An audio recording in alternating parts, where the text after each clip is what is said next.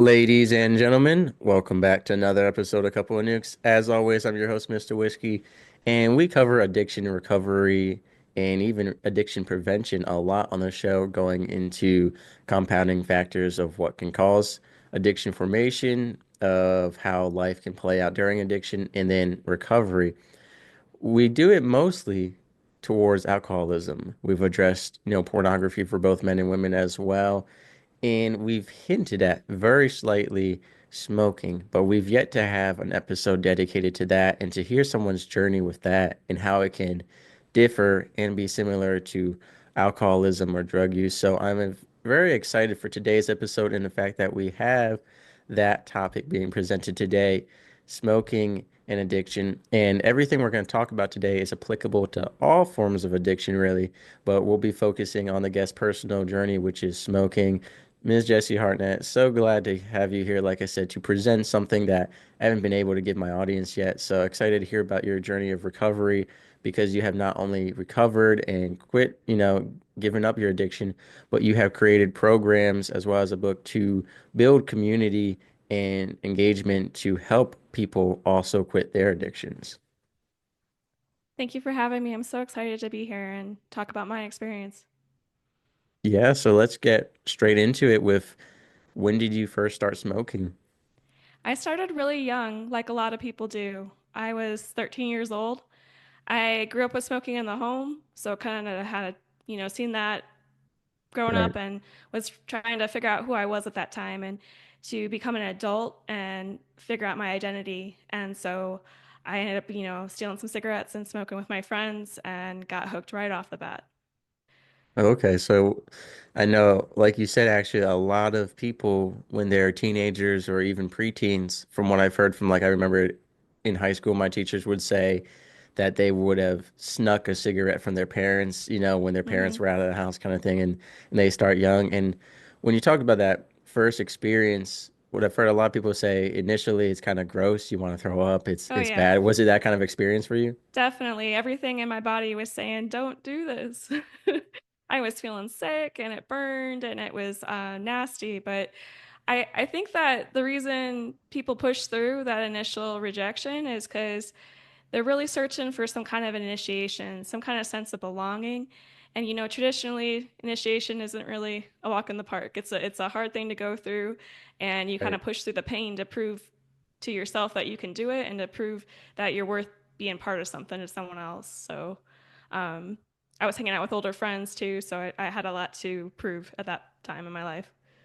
Yeah, can you kind of go into, was there even peer pressure from the older kids, or was it more like a self-induced pressure of trying to live up to an expectation that they hadn't even put on you?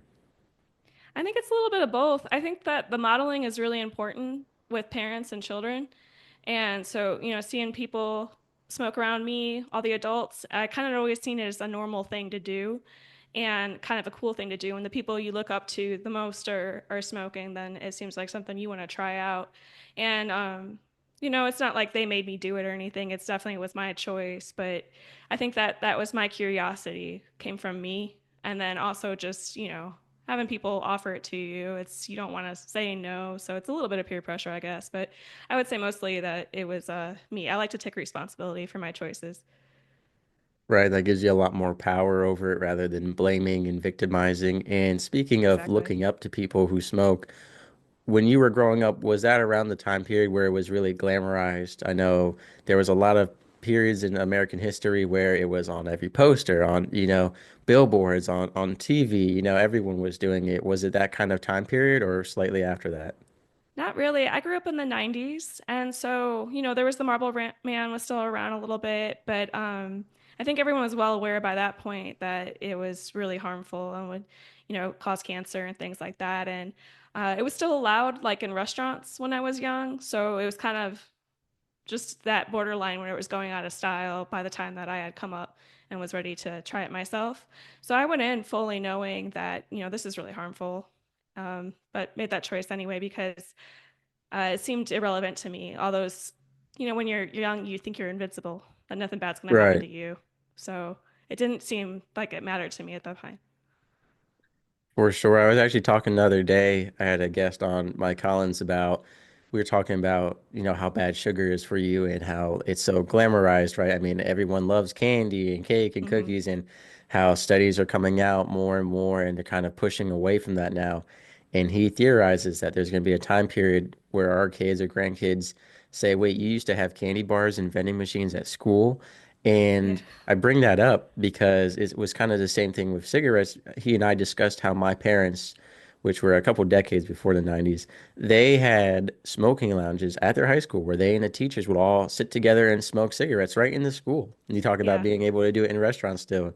Now it's like They the did. only They used place to you can. smoke on airplanes. I know, and it's crazy. Now it's like the only place left that you can smoke is the casino because they don't Yeah. want you to leave that bad that they're willing to let you smoke inside.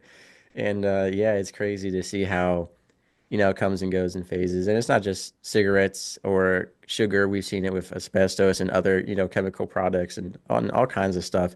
Even with you and I mentioned beforehand, before we started recording about vaping and, the different studies being done with that and how that, really bloomed for a time period and it's kind of quieted down, still going on. But you talked about, pushing through, it's bad for you. It doesn't even feel good, but you have these expectations that you want to live up to, both external and internal. What was the habit formation from there? Was it going from one a day for a couple days to then two a day to three a day? Did you end up becoming a chain smoker, or was it kind like what was your dosage amount, so to speak? Yeah, it's hard for me to remember exactly how it happened, like in terms of like day one, day two, but I know within a few months I was smoking half a pack a day, and I pretty much stayed steady with that. Um, it's difficult to get when you're young because you can't buy Right, them. right. So sometimes you have to go a little bit longer, but I would end up hanging around people just because they smoked or getting in situations I probably shouldn't have been because I wanted to get my cigarettes. I ended up getting a paper route so I could make cigarette money. Mm. Um, yeah, so I was pretty much hooked right off the bat as far as I remember. I don't know how exactly that happened, and it just kind of it happened quick. I remember that much. So, and then I thought it was interesting what you were talking about with kind of the history of smoking and how that's changed now. And I just think it's crazy how that long period where it was being advertised and was showing up everywhere that still has a ripple effect on today that lingers in like our subconscious, like the ideas that they put forward that like smoking relieves stress when we know it's a stimulant, but still that like that marketing is so good and happened for so long that people still think that smoking relieves stress. So uh, we know better now, but we still kind of have those old beliefs that keep us interested in coming back to it. So I think that's kind of interesting. But yeah, I guess I was kind of a chain smoker at times. It depends really what was going on emotionally for me and kind of the social setting as well. And so that's what I was able to kind of figure out not until much later, after like a decade of smoking, was that I was smoking every time I had unwanted feelings. Mm. So whether it's like boredom or loneliness or sadness or anger, or frustration, you name it, anything I didn't want to deal with stress, that's when I would smoke. So when I was in a particularly stressful time, I would end up smoking more, and that became really tied to like perfectionism. I was trying so hard to do well in school and work really hard, and it felt like the harder that I would work, the more I would smoke to kind of balance that. So that's why I ended up kind of getting in these really unhealthy cycles with it. Right. And you remind me of my episode with Dr. Kenneth Monahan from Ireland. We talked about placebo effect studies. And like you're Mm-hmm. saying, it's not a good de-stressor, even like scientifically proven. You can look at it physically. Yet, if a person believes it, whether it's through marketing or just their own mind, then they're going to Mm-hmm. use that to de-stress. And I actually thought of the military. We had smoking pits and areas for people to smoke, and there was a lot of people who smoked, people who had never smoked before, and they would just do it to get away from work, to de-stress. I mean, the military is one of the most stressful environments you can be in. And when you Yeah. have a lot of people smoking, it higher ups from chiefs and master chiefs to even the captains sometimes to these younger guys and gals, it really kind of draws in this group setting, like even like you were talking about in high school when you see people smoking. And a lot of times it is in a group kind of hidden. Like I remember with my school, there was this one spot between the high school in a convenience store that there was woods and the kids would all like go hang out there and smoke together, you know? So Hmm. it definitely happens. And I was actually thinking, I've never thought about this, but you don't really see cigarette commercials. You don't really see any commercials glamorizing it. You see plenty of alcohol commercials, and there's, drink and drive responsible, commercials, and there's, I don't always have a beer, but when I do, kind of stuff like that. Yet you don't see drink you smoke responsibly commercial really. There's no like smoke Yeah. responsibly because it's kind of different from alcohol. But what we do see still is that like a lot of, especially on the male side of movie acting and TV shows, the main antagonist male who's this really cool tough guy always has to have a cigarette. A lot of times there's a lot of I don't really see women in smoking, projected as much into the media, and typically it's a villain who's a woman who's smoking. So I've never really seen it in a positive light, but there's a lot of men, and I've never seen James Bond, so I don't know if he smokes, but those kind of guys will like have a cigarette, or a lot of military guys or stuff like that. So it still kind of is glamorized, but much more subtly. And I know I actually have in my bathroom this vintage poster I got. And it's this famous movie actress saying, "I love a man who smokes a cigarillo," that kind of stuff. Yeah, So definitely. I grew up with those movies too. Like right before I started smoking, I was watching movies like Fight Club and Pulp Fiction, and they have female actresses smoking in there too. Like they're smoking pretty much those whole movies. So yeah, it's definitely something that kind of seeps into you when you're young, I guess. yeah, for sure. So you talk about, throughout your youth smoking going from pretty quickly getting more and more. And I've known some people who in a span of a few minutes can go through like 3 cigarettes. I don't even know how they go through them so fast, and Yeah, you I know light the people. next one with the one you're smoking. Yeah. Right, right. I've seen that kind of stuff. I've seen Yeah. it to the point of desperation too, and perhaps you have, where people are trying to find used cigarette butts off the ground that they can smoke with, maybe if it's still Oh yeah. good. I've been And there. Yeah. Every really, every pack I bought was my last pack, pretty much. Like, so I wanted to quit right away. Probably only, maybe a couple years, 3 years into it, and I couldn't. That's when I realized, like, wow, this is really an addiction here. Like, I can't go without it. And I started, instead of buying cartons, I started buying packs. And so I did that for most of the time I smoked. I would always buy one pack, and every pack I bought would be my last pack. So, but then, like you said, you run out and you get a little desperate. You're like, oh, well, there's still that half one in the ashtray, so I can smoke that. I won't buy a new pack. And yeah, I've definitely played that game, but it didn't work. I'd wait as long as I could and then end up getting another pack. yeah, I remember. I've always felt that way where I thought if I had smoked, I've never smoked, but sometimes I'm like, if I had a cigarette, I would look more photogenic. And it's funny because I come from the generation where a lot of women are like, that's a turn off for them. They're like, oh, you smoke, Mm-hmm. like, and that's good that people are getting more conscious of it. But I was gonna say, so you talk about that feeling that a lot of alcoholics have as well, which is the I can quit at any time. This is my last bottle, this is my last pack. But I've known people who end up smoking like 2 packs a day. It's some people get really up there, and Yeah. we actually see a lot of anti-smoking commercials are the only ones I see nowadays. So how did you end up getting out of this situation? Because you said it went on for several years. So was there a turning point, a moment where you felt like in your smoking journey you hit rock bottom? You're like, I can't believe I'm this controlled by the substance. Right. So I smoked for 15 years. It took a long time. And maybe the last 5 years, I wasn't feeling well most of the time, but those last 5 years, I was really having a lot of physical symptoms, especially with my teeth and my mouth. I had like advanced gum disease, and they had to do all these surgeries, and it was just really getting out of hand. It was getting expensive and very, very painful. And even still, I was smoking through that. So it was kind of insane what you will go through.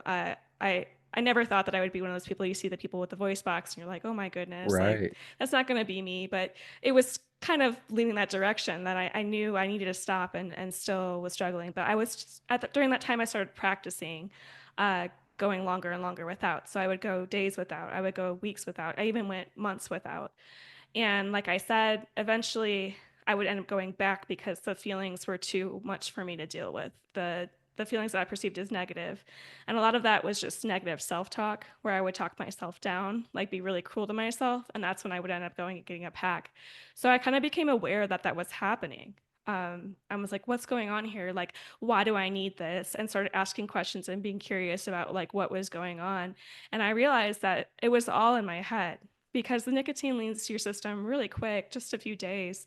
Um, I think there's still some for a few weeks, but like the bulk of the nicotine is gone. So it's not really a physical addiction for most people. It definitely plays a part with it in the early days, but it's a mental addiction. And I could clearly connect talking harsh to myself and being mean to myself to my cravings. It became very clear to me that I was using it to kind of cope with the negative mental state I was creating for myself. And so I started focusing on that and started just like kind of questioning my beliefs. Like, okay, so I talk to myself this way. Would I talk to anyone else this way? No. So maybe I Mm. should try being kinder to myself. Maybe the negative things I think about myself aren't necessarily true. Maybe I'm not weak. Maybe I'm strong. And started kind of placing that, kind of talking to myself, like telling myself I'm strong. And so I went for another run at quitting, and then it was so lucky I happened into meditation and yoga, and that really, really helped me get into my inner world and see what was going on and deciding that I didn't like this and that I could change it. And so that's how I was able to finally stop for good, was actually completely shifting the way I treated myself, the way I viewed my emotions, and the beliefs I had about myself and about smoking. And I know you're a wife and a mother. Did your pregnancy come after you had quit your addiction or sometime during? Absolutely after, because I couldn't see myself caring for anyone because I didn't know how to care for myself. And I didn't think that I was worthy to be a mother. Um, so once I was able to kind of crawl out, I gained so much confidence and I really started feeling joy again. And my possibilities just expanded. I realized that I had a lot of potential to do whatever I wanted in life and kind of got myself up for having a baby and went through that. I don't think it would have happened if I had stayed, in addiction and hurting myself and being negative to myself. It really takes a lot of strength and confidence and adaptability. And so I got all those things from quitting smoking. I got that resilience that helps me go through pregnancy and childbirth and be a mother. I still go, all the things I learned from quitting smoking, I use every day Hmm. being a mom. Yeah, I just bring it up because I know the other day we were talking about, and I believe it was actually, again, that sugar addiction episode where we talked about, these examples of women who get pregnant and they just quit smoking that day, quit drinking that day. We've seen some like just these complete override of Mhm. addiction, just because of pregnancy. So that's why I was curious where your pregnancy was in all of this, because it's not a guaranteed. So, ladies, please don't go out there and get pregnant to quit your addiction. That is not at all what I'm No, advising. would But, never. we have seen it where that kind of that greater purpose or living for something greater, someone other than yourself. But you talk about the self-talk, the negative self-talk, which is a huge, especially nowadays more than ever.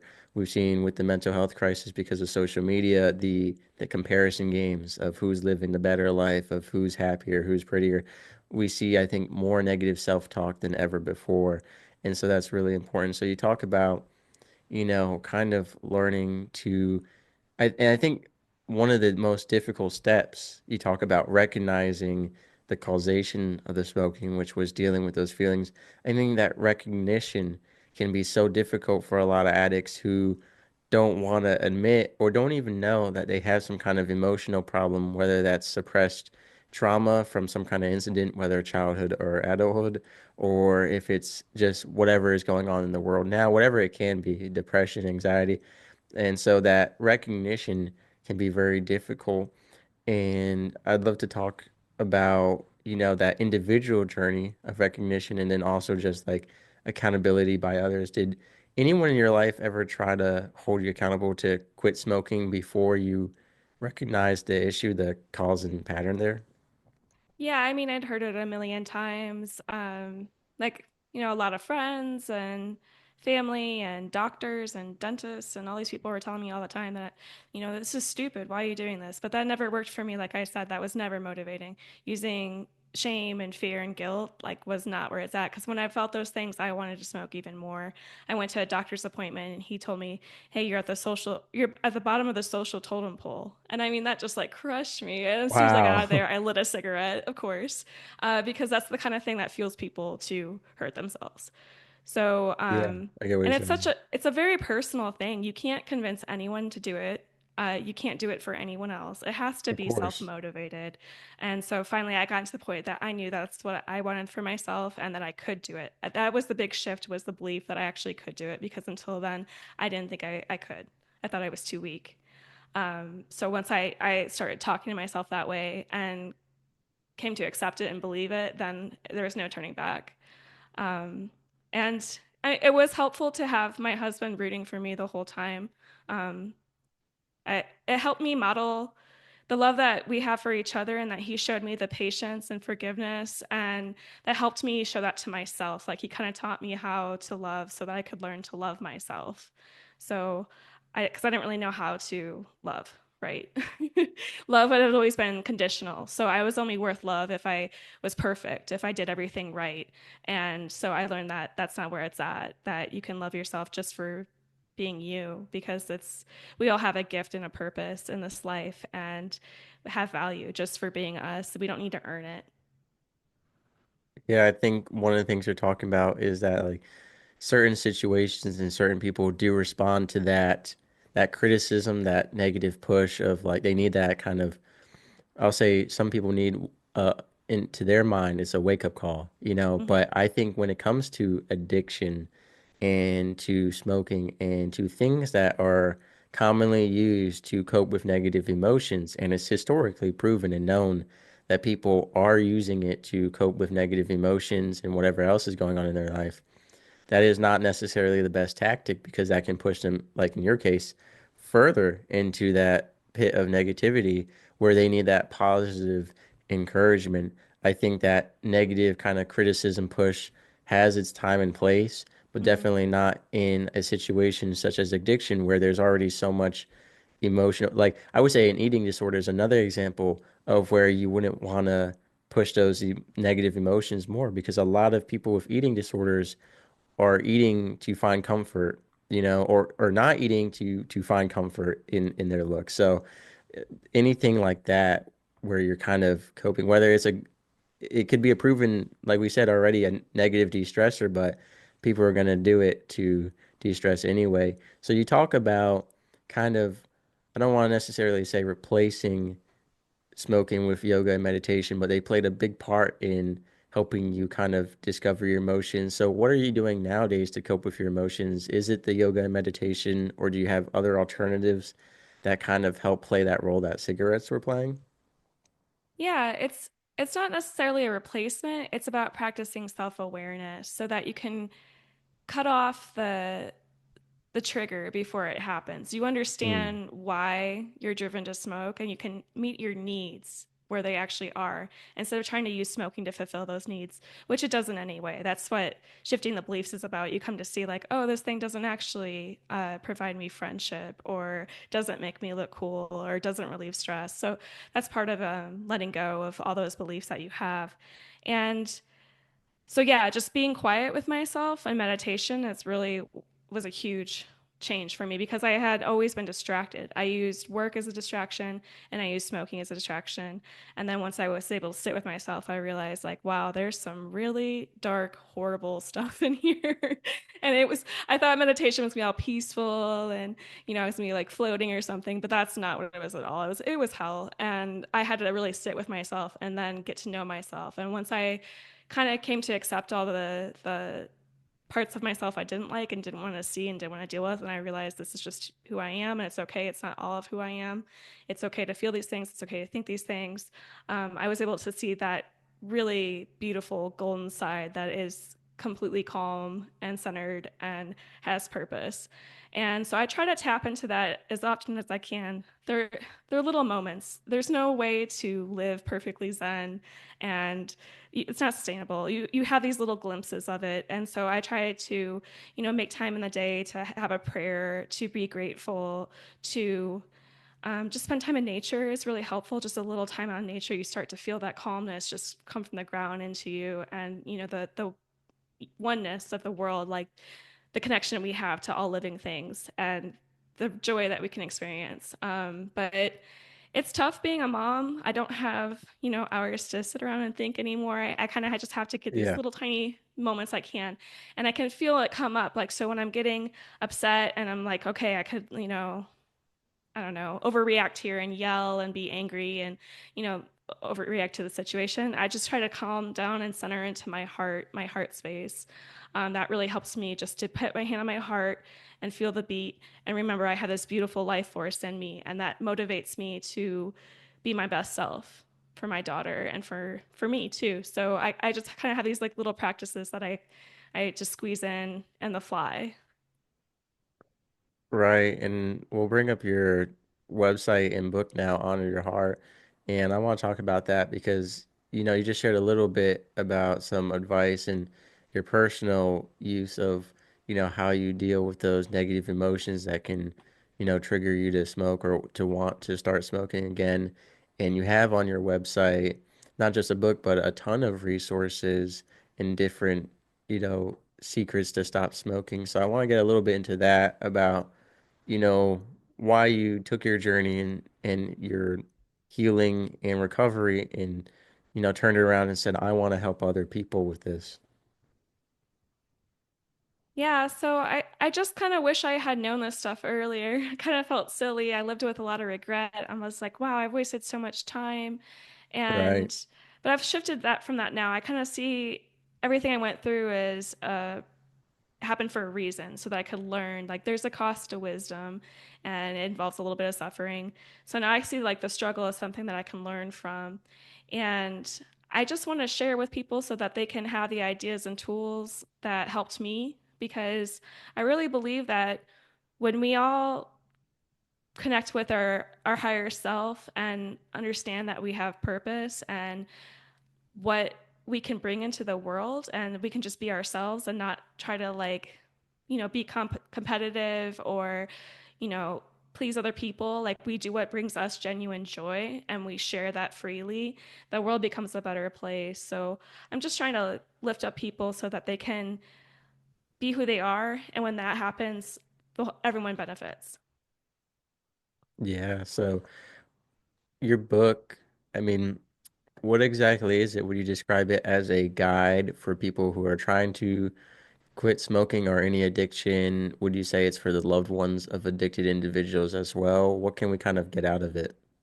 Yeah, it's a guide. It's not a memoir, it's a guide. So it's something for you to use, and they're just ideas and tools for you to go as deep with as you want to. It's kind of going to be a different flavor for I listened to the other episode, the flavor I like that. Like everyone has their own kind of unique needs, their unique wounds that need to heal. And so this helps you reconnect with your heart and your higher self so you understand how to meet those needs, because I didn't know how to meet those needs until, well into adulthood. Right, It's right, not something that we all learn as kids. And so I really wrote it for someone, well, I wrote it for the older version of me, which was someone that had tried to quit using conventional methods and just wasn't getting to the root of why they were smoking, instead of just trying to like push the smoking away. Like if I just get rid of my pack and I never talk to any of my smoker friends and I close my eyes, then it's all going to go right. away. And that never worked for me. There's always a gas station around the corner.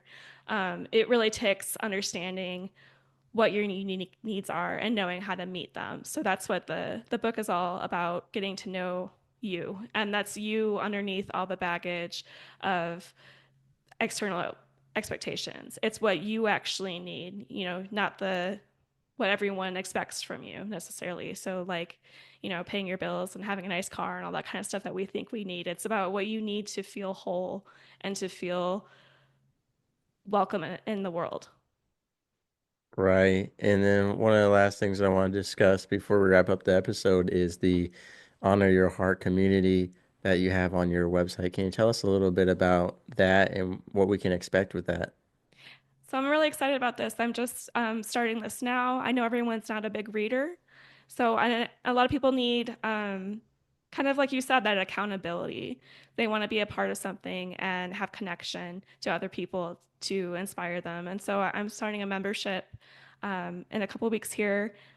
I guess it'll already be going by the time this is aired, but it'll be a membership where you'll have an online support group, so everyone will be able to talk to each other, share what they're going through, and provide comfort or advice or just root for each other. I'm going to be providing essentially counseling by email. You'll be able to email me with anything that you're going through. If you're reading, it comes with the book, both the ebook and the audio. And so if you're coming across this and you're like, I'm not really getting this, because some of the stuff is really, really heavy psychological stuff that took me a lot of time to understand, a lot of practice with. So I want to be there available to people to answer questions, to explain what I mean, and to help them figure out how it applies to their own life. So I'll be there counseling by email. And then also we'll have a live event every month, um, either talking about the book or maybe doing some of the practices that are in the book as well to help reconnect to the the parts of ourselves that we can't really touch unless we're quiet and still and paying attention. Right. And I really appreciate that because, there's all these AA groups and there's groups for pornography addiction recovery, for alcoholism addiction recovery, for drug abuse. But we don't really see something like that for smoking. And this kind of breaks into that niche, that group that is being underserved. And you are providing that community and accountability for them, especially for the people who show up to the group and they're like, hey, I did smoke this week or this day, then y'all can have a discussion of, well, why did you smoke? What led up to Exactly. that? And you can Yeah. help them maybe recognize, like I said earlier, going back, we talked about recognition can be the most difficult part of the journey. And sometimes it takes that outside perspective. And again, like we talked about, ultimately it's your choice, but sometimes you need someone to say and for you to look at it a different way and say, oh, maybe I am smoking to, deal with these types of emotions, or maybe that event is the reason that I smoked. Because sometimes, the people who are in the moment are going to just say, I just smoked to smoke. I don't know.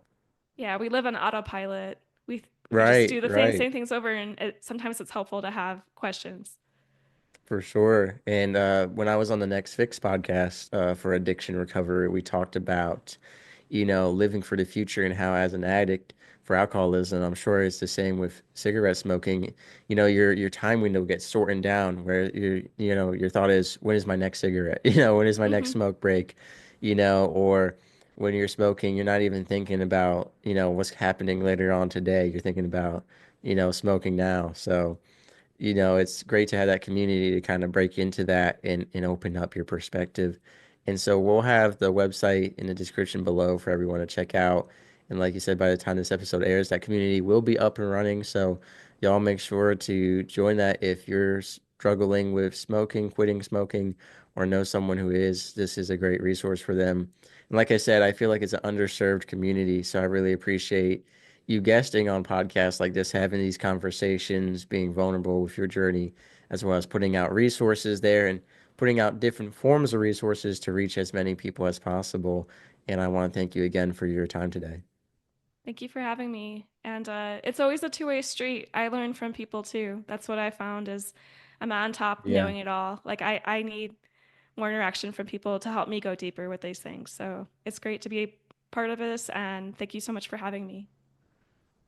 Sailing through the ocean blue, nuclear reactors my crew, guiding the ship, the stars as our guide, through the waves we ride, jokes and laughter fill the air. On this voyage we have to share, working together, side by side, as one family we will abide. In the heart of the ship we reside, nuclear operators with pride, powering the vessel every stride. Our mission, a source of great pride.